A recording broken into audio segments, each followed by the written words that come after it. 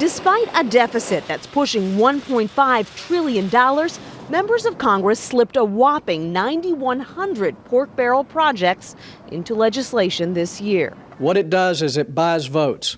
And if any senior member of our conference or this Congress wants to pass a bill, they use earmarks. They sprinkle them around like candy. This year, they sprinkled in $2.5 million for potato pest management and research, $1.4 million to study mosquito trapping in Florida, and $800,000 for catfish genome mapping in Alabama. For the third year in a row, Mississippi Senator Thad Cochran ran away with the title of biggest earmarker. The ranking Republican on the powerful Appropriations Committee snagged $490 million for 240 pet projects. He's what we call an unrepentant porker.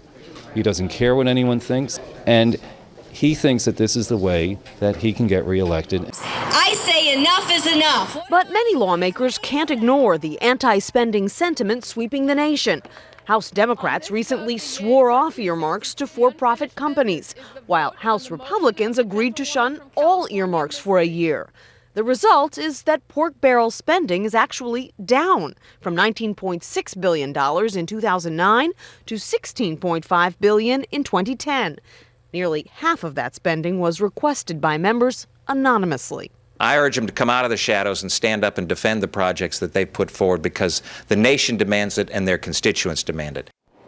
47 members of Congress have now vowed not to seek any earmarks ever. It's a start, but it's still fewer than 10% of all lawmakers here, Katie. Nancy Cordes reporting tonight from Capitol Hill. Thanks, Nancy.